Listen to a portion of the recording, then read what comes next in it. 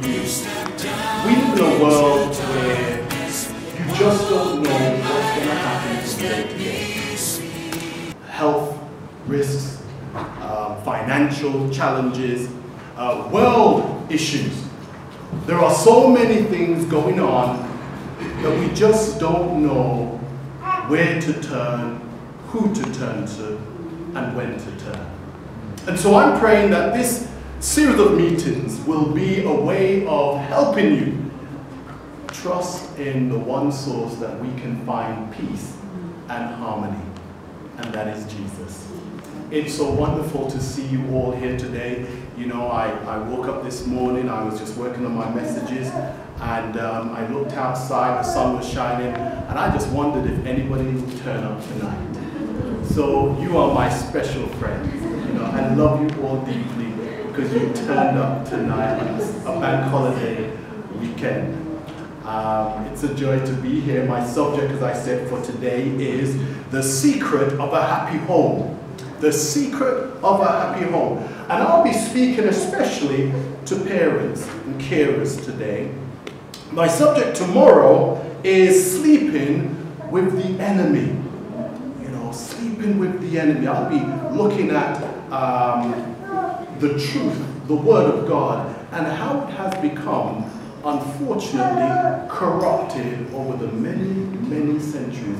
Why? What has been going on? So tomorrow evening, 7 o'clock, okay, my subject is sleeping with the enemy.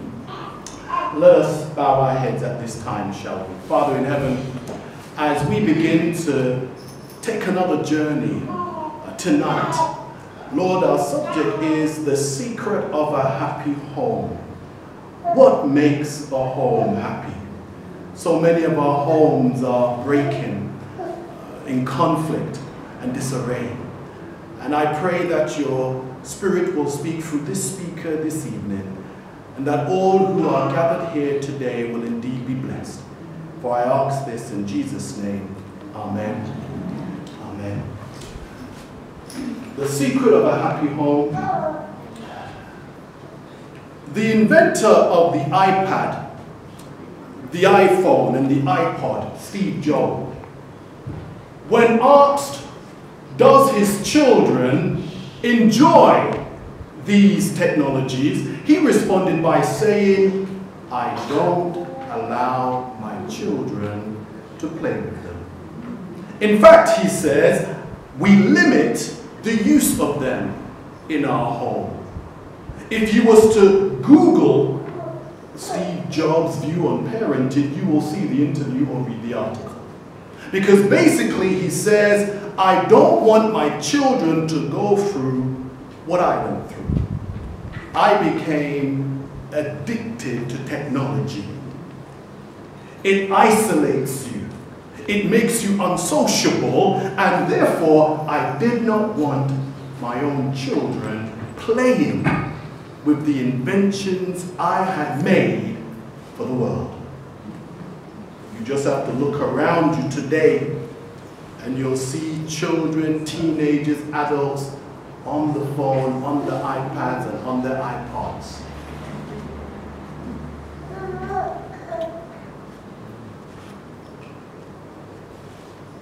The reason Steve Jobs didn't let his children use the iPhone and iPad was simply because it reduced their creativity. You see, if the brain is fed images from these instruments, it doesn't have to be creative or imaginative. The instrument is doing it for them.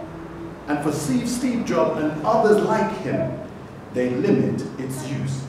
They limit the use. It is not easy being a parent today.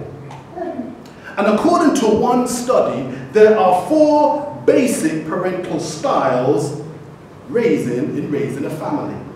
As I go through these, maybe you can identify with some of them. I certainly can with the first one, which is called the authoritarian style of parenting. My way or the highway. That's what my dad simply believed in. I have no time to debate. No time for arguing or discussion. This is it. Like it or leave it. These parents, rightly or wrongly, demand total or complete obedience. You step out of line and you're pushed or forced right back in. Right back in. They do not consider your view. You're just a child. What do you know? You speaking to me? No way. You listen. Nor do they sit down, have mercy, and negotiate. It doesn't happen with authoritarian parents.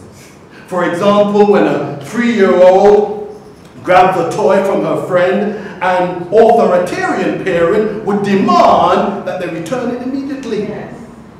Go back from where you get the thing from. Give it back. That's it. That's it. In another example, when a 5-year-old requests a snack in between meal, the response is no. And you know the tone of voice. What they mean. What they mean. Thank you. Parenting style in an authoritarian parent is strict. It's that way because I say so. This is my yard, my father used to say. My house. And as long as you're under this roof, you can finish it, can't you? You do as I say. You know, and I suppose there is reason to that style of parenting. You know, there are times when you need to instill such a style. Children raised in this kind of parental style, however, are focused. They are usually organized and goal-driven. Young prodigies, such as the Williams sisters, for example, whose parents ensured that they put the hundreds of hours into practice to become dominant in the world of tennis today. It's because their parents did not accept no, did not do it. However, it has its positives, but there are also setbacks.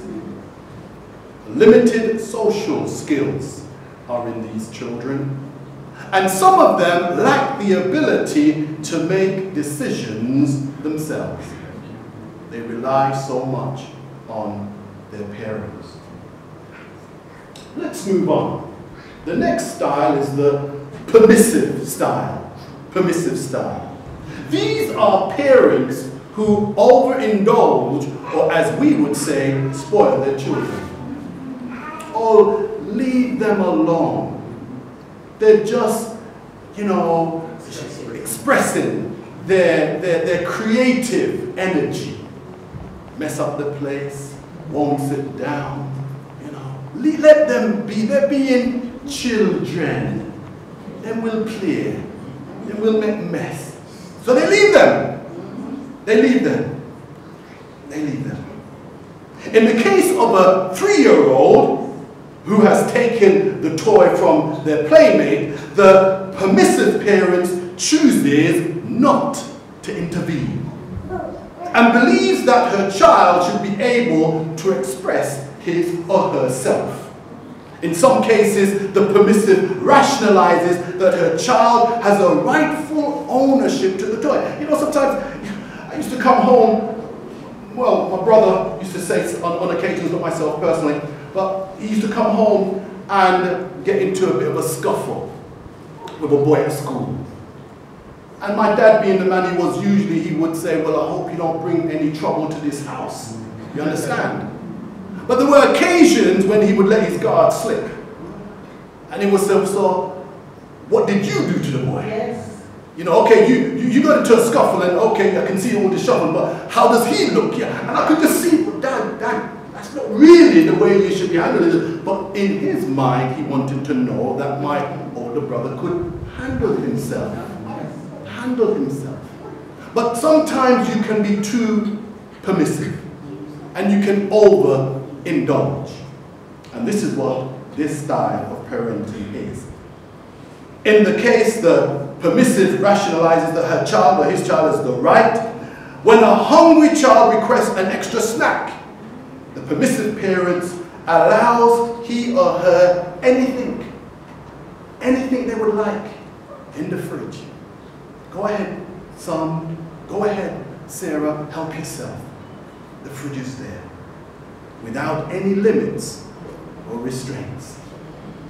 I remember when I visited a friend of mine. I must have been about 13 or 14, and you know, as you do, you go around to the mate's house and you meet the parents. You're upstairs in their room messing around, playing, and a couple of hours goes by, and then you feel a little hungry, and so he went down into his kitchen and he brought up rolls and drink, and I was like, your parents allow you access to your kitchen like that? You know, his parental style was different, totally different to mine. Mom, Dad, is it okay to take a drink out there? Is that okay, Mom? Okay, I'll wait then. You know. Parental style. Parental style. This style of parenting is afraid to upset the children in fear of reprisal or reprisal. It could be that the child simply has a bad temper. They've had a hard day and they just can't take the stress. Or it could be some other thing which is restraining them from really fully exercising their authority. This style could be the result of one of the parents having an unhappy childhood. For them, they want to make sure that their own children would not be suffering in the same way as they did. So they overcompensate. And they overindulge the child, thinking that the child is happy. Because when they were raised, their lives were such a misery that they did not want their own children to grow up that way. And it happens, parents and carers, it happens in our own home. You know, it does take place. However, the child raised in a permissive parenting household are extroverts. You can understand why, just look on the screen. They're extroverts. They may have some issues with following rules. They're very challenging with authority. At school, in church, we would simply say the child's spoiled. But it's because of the parental style. They are not used to rules. They are not used to authority. And they may have the tendency, as they grow older, to simply try and wind people around their finger or manipulate people. And then we move on to the third parental style, known as authoritative. Not authoritarian, it's authoritative. This is an interesting style. You see, this style, the parent shows the child love and warmth, but they are also sensitive to the child's needs. They are not a walkover, but at the same time, they are not hard. Authoritative parents understand and enforce limits and appropriate expectations on their children. When a 3-year-old grabs a toy from his playmate, the authoritative responds sensitively but firmly. They might say, I understand you would also like to play with this toy. This parent also enforces limits by saying, your friend is playing with this toy now. Perhaps in a few minutes you can take your turn. You follow? They understand and they try and explain. When the child comes for a snack midway through the house, the authoritative parent responds to the child's hunger, but does not grant free rein in the fridge.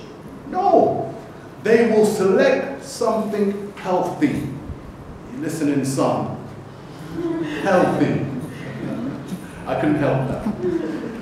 And so the authoritative parent is a mixture of authoritarian and permissive styles. there is a lot of care and affection. However, children are expected to follow the rules and limitations set by their parents. So you give them some free rein, you know, within reason. But they know the boundaries, which I'll be talking about a little later on.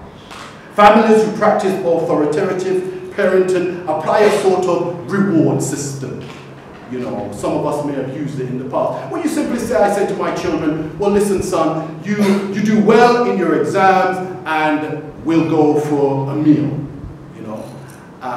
Or I want you to ensure that the house is kept clean, the cars are clean, the lawn is, you know, cut, etc., etc. If we can do that this week, then I'll take you out and buy you something. Now, you know, you have an incentive because children respond generally to incentives. But don't be taken for a ride.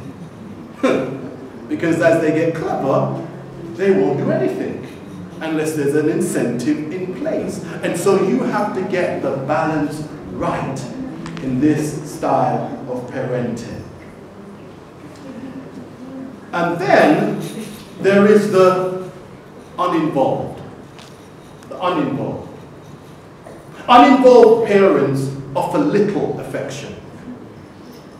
And they do not respond consistently or sensitively to the child's need. Uninvolved parents also fail to set limits on behavior or expectations. When watching her 3-year-old grab a toy from another child, the uninvolved parent makes no attempt to rationalize or justify the behavior, nor does he or she intervene. They just leave it. Just leave it. When a child comes hungry, the uninvolved parent doesn't offer a healthy snack. In extreme cases, such a parent doesn't offer any response to the child. They will just say, go and see what's in the fridge. And if there's nothing there, you just have to wait. Not really interested. Children raised in households where there are uninvolved carers crave attention. They don't get that affection at home. And so they will look for it outside the home. Sometimes they're very clingy to strangers. Times like, you know, a child will come, hi pastor, and they grab you. And you're like, wow, you know, you're invading my boundary here. But to them, they're just craving affection. It's innocent. It's innocent. The problem comes when they reach an age where they can make their own decisions. Which is why we have such challenging teenagers, men and girls, craving affection from older men or girls. Now, uninvolved parents, they're not necessarily bad parents. We live in a busy society. And so a lot of the time, they justify their behavior by simply saying, I am earning a living. I am trying to keep a roof over our heads and food on the table. But they don't realize the damage they are doing to their children. Especially this is a problem with single parents. They work so hard, they are so tired, that the poor child is not receiving the attention or the affection it craves. And so as soon as mom comes in, it just grabs. And mom needs a little time to recover.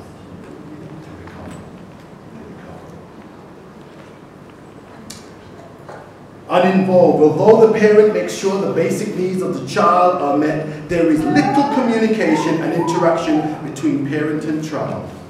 An uninvolved parent style is characterized by few demands, low responsiveness, and little communication. What then can we learn from these 4 styles of parenting? It's interesting when we look at what we can learn. And as I was doing my research, I came across this chart. I don't know if you can read the details, but I will talk you through it very quickly, very briefly. The styles tell us whether as parents you have a high expectation of your child or not. passive and uninvolved parents have a low, whether they realize it or not. In my day, they used to call children latchkey children, who parents would be at work when they came home from school, so they walked around with a key around their neck, they let themselves in, they usually put on their own supper, they put on the TV until mom or dad came home at 6 or whenever. Latchkey children. Unfortunately, it wasn't their fault, but their parents were often too tired to engage in any meaningful way with them, so those children brought themselves up. Or there was an elder child that would take the responsibility of caring for the little one. But that elder child usually suffered because he or she was just not being engaged emotionally, uninvolved parental style. It's not uninvolved parent, it's not necessarily the parent, it's the style of parenting which we're looking at today. Whereas authoritarian and authoritative parents have a high expectation of their children. But what might surprise you is that depending on the situation, your style of parenting will have to change. So you may be a naturally authoritative person. You know, you want to communicate, you want to explain, and you have high expectations. But in certain situations, you will have to put your foot down. You would have to say no and mean it. In other situations, you can be a bit more lenient. You do not necessarily stick to a style. You have to follow whatever style is appropriate. At times, you can be permissive. But as the child grows older, you have to relax the rules. Also, both authoritarian and uninvolved parents are parent-centered, I should say. This is the next slide. Yes. Yes, this one. Uninvolved and authoritarian parents are parent-centered individuals. They put the needs or their needs first, not the child's. You know, if a parent is uninvolved or a child is neglected, it's often because the parent considers their need more important, whatever that need is. And likewise, if you have a mother and she's insisting on her son or daughter to do something, it's often because she has to do something herself. And that's where the strain and the pressure comes in. That's where it comes in. Whereas the authoritative and the, interestingly, permissive parental style is child-centered. Their concern is the welfare or the interest of the child. But as you can see, there is one, the permissive, which is totally inappropriate in certain circumstances. Let us now look at what are the detriment of bad parenting or bad parenting. Some of the common effects of bad parenting on children include inability to have long-lasting friendship and relationships. You know, if you have been in a home where you have not received attention, the parental style is quite permissive, then chances are that you may, in seeking affection elsewhere, fall into drug abuse and other delinquent behavior. Because you are seeking affection, you could be taken advantage of. So you will not necessarily trust. You will not necessarily trust people. So relationships will be an issue when it comes to bad parental upbringing. The other one is psychological disorder to a child, the inability to trust people, substance abuse, delinquent behavior, etc., etc., and then depression and low self-esteem. You know, it's all there. It's important we prioritize what is essential in the family. It is so crucial. And one of my favorite authors says the following words: actions repeated form habits. Habits form character. And by the character, our destiny for time and for eternity is decided. The value and priorities you model in good times and bad are likely to become the values and priorities your children adopt. Believe you me. These are the things they will pass on to their children, good or bad. One of those values is trust. Trust. It's on the screen. And those who know your name will put their trust in you. For you, Lord, have not forsaken those who seek you. Psalms 9, verse 10. Yes, it really does matter when you keep your trust. I remember saying to a new boy, I was leaving London to come to Wolverhampton. I was moving up to Wolverhampton. I knew the family very well, and he was sad to see me go. And I said to him, don't worry, I'll see you soon. You know as you do. You know, you want to comfort them. And his mother turned to me and she says, don't tell him anything you cannot keep. And I said, how true. Here was I simply trying to comfort. Just trying to comfort. When little did I know I would be raising his expectations.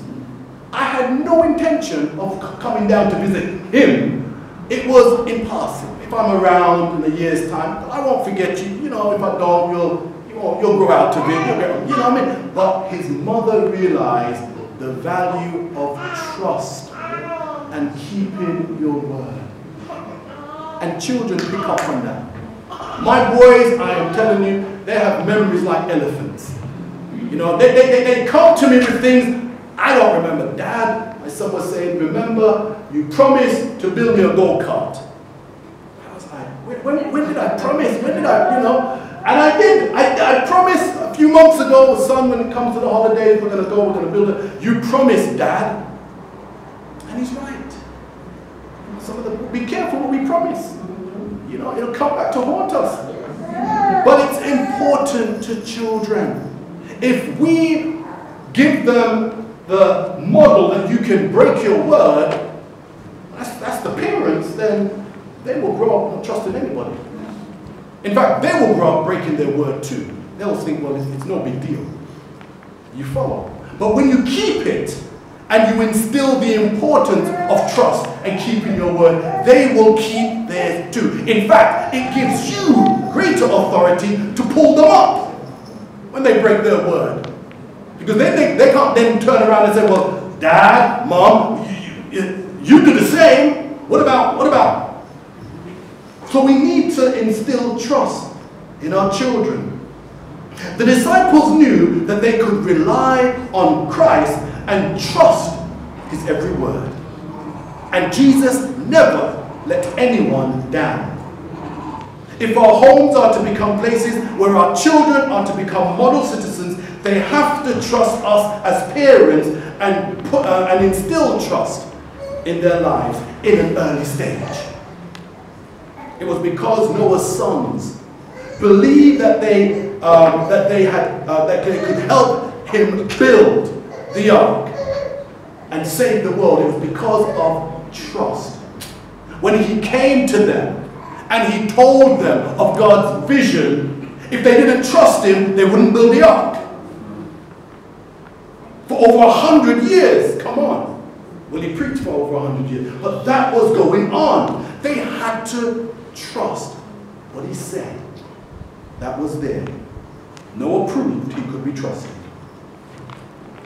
The next point, secret of a happy home, is focus. Focus.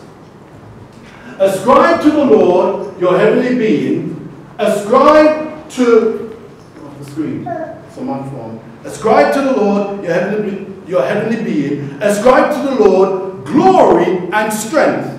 Ascribe to the Lord the glory due to his name. Worship the Lord in the splendor of holiness. Now, what does that have to do with focus? It's personal, simply. Because in my household, our focus is praise and worship to God. And you can tell my boys what is the first thing we do every day. And it is worship. And it is non-negotiable. We all are expected to worship in the mornings. If my eldest son gets up a little late, I will hold him accountable. Before anything, food goes into his mouth, the TV, nothing, until we worship. And what I mean by worship is that we have a time of praise, we have a time of study, and we have a time of prayer. That is our focus. Every household needs a focus. So your children, the family will know. Another point of focus is dinner time. You know, come 6 o'clock dinner time, everybody is expected to be there. Everybody. We don't sit on sofas. The TV isn't on. We sit around the table and we then talk about what has been going on.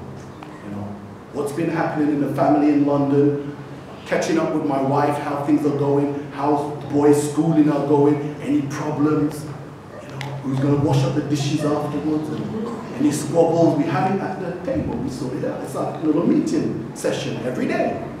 We are focused on these things.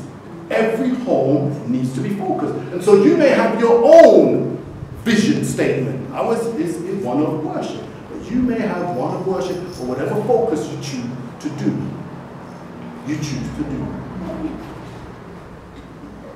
I'm also looking in my home for an opportunity to put our faith in practice. You see, worship isn't just a moment to spend time with God. Worship is building the foundation of our faith. And I believe that Christianity is faith in action. That's me. And so I will look for opportunities to put my faith, the boys' faith, into action. Into action. Faith without action, you see, is dead.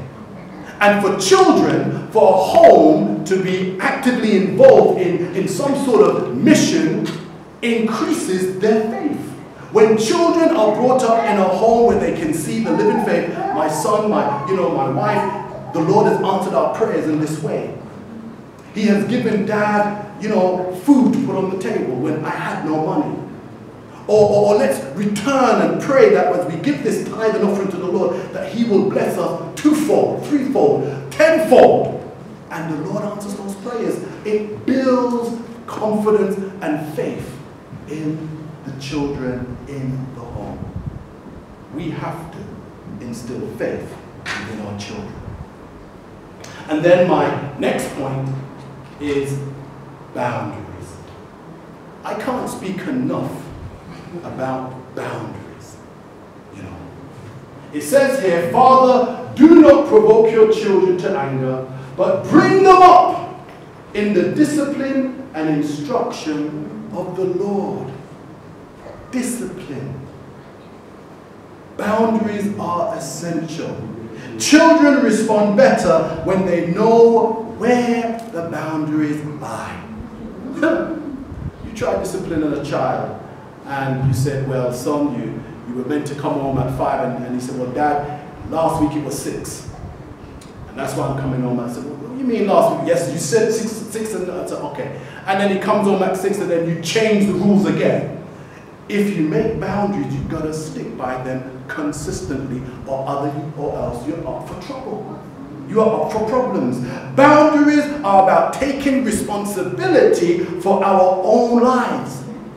And children respond better when they know where those boundaries lie. Adults who are raised without protected boundaries often feel that anyone saying no to them is mean. Did you hear that? When you don't have any boundaries and you can do as you please when you please, When you're faced with a boundary, you think people are being unreasonable. They never learn self-control. Naturally, when children do not get what they want, they are disappointed. But learning to accept no from others is essential to developing godly character, my friends. However, setting boundaries with children must be done in a loving way in order for that child to feel loved.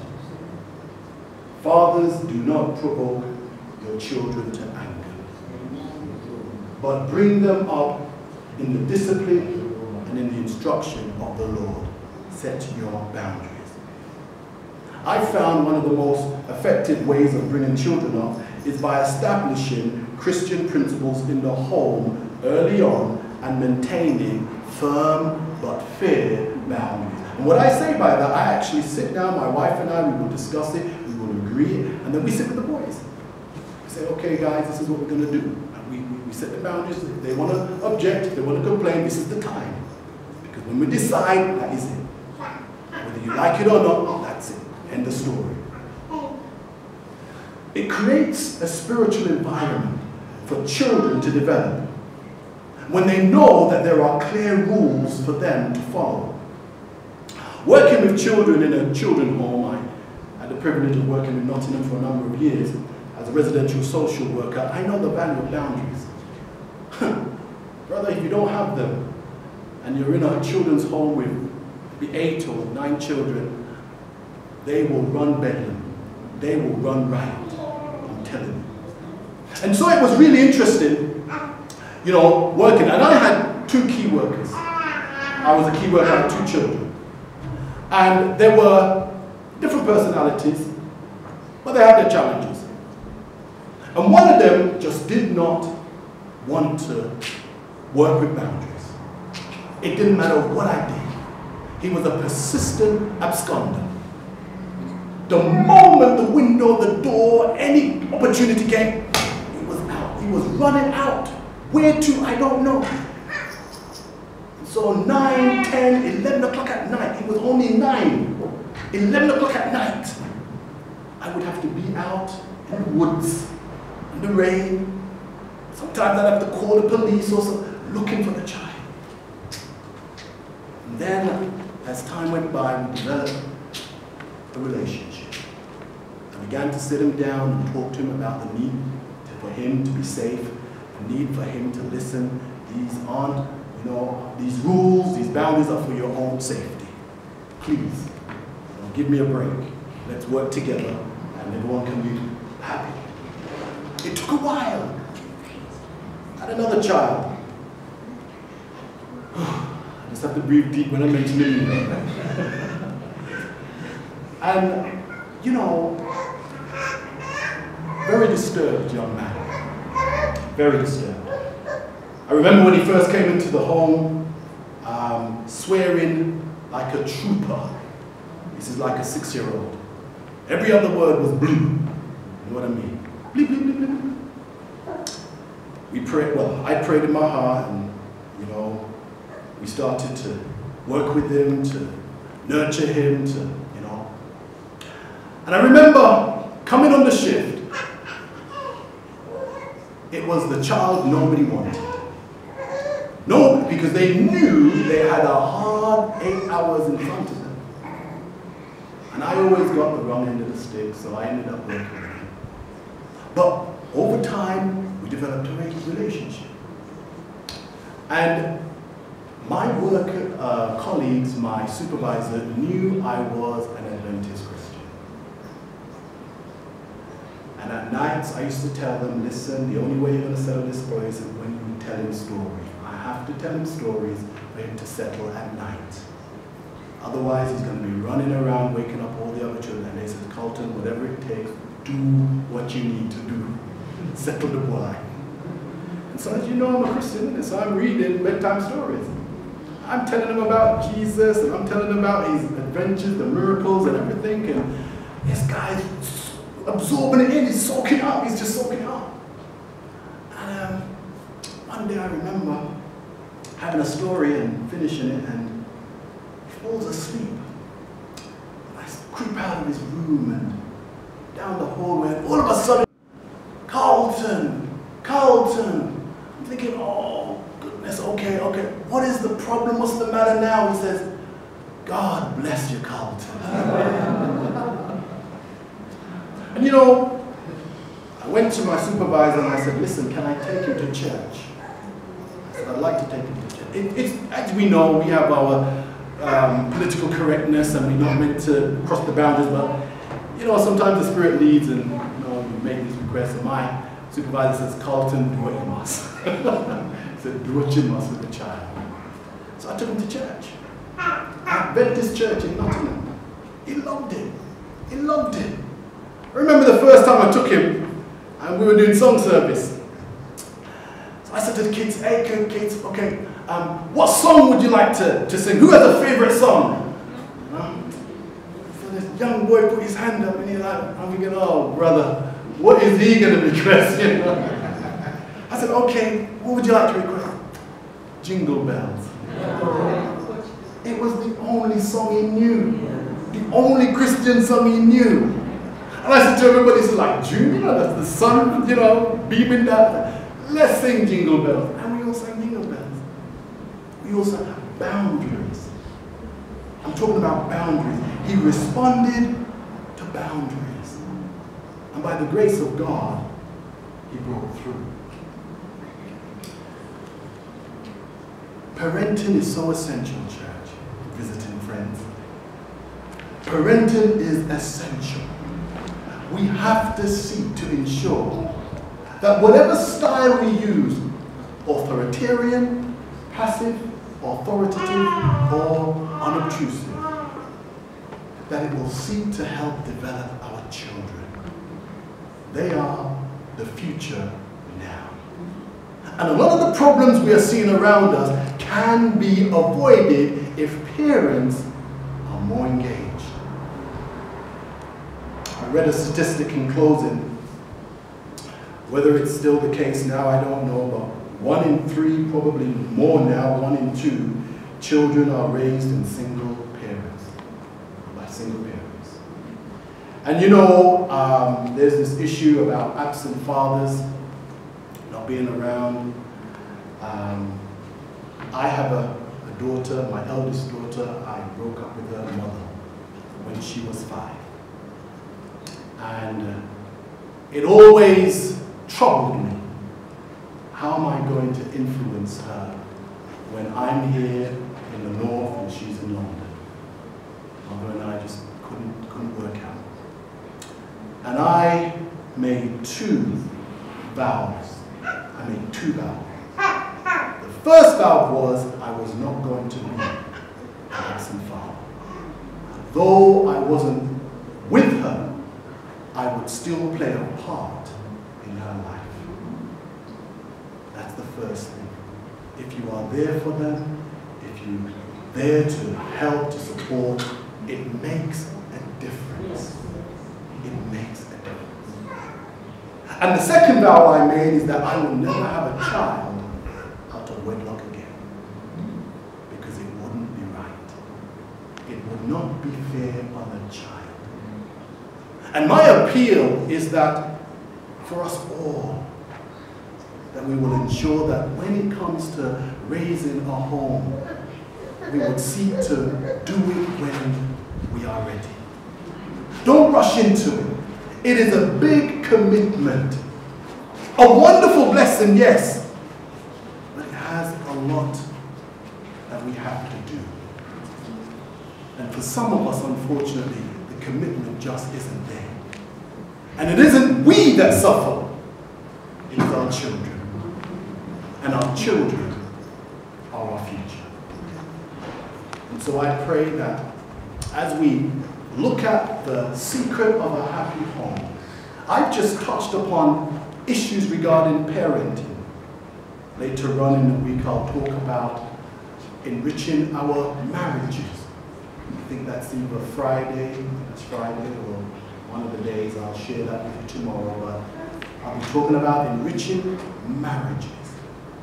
But I ask and pray that as we leave here today, that we may be better aware and prepared to be more committed to raising our children, to ensuring that our homes are happy environments, so that when Jesus comes and he asks the question, where are those little lambs I left you with?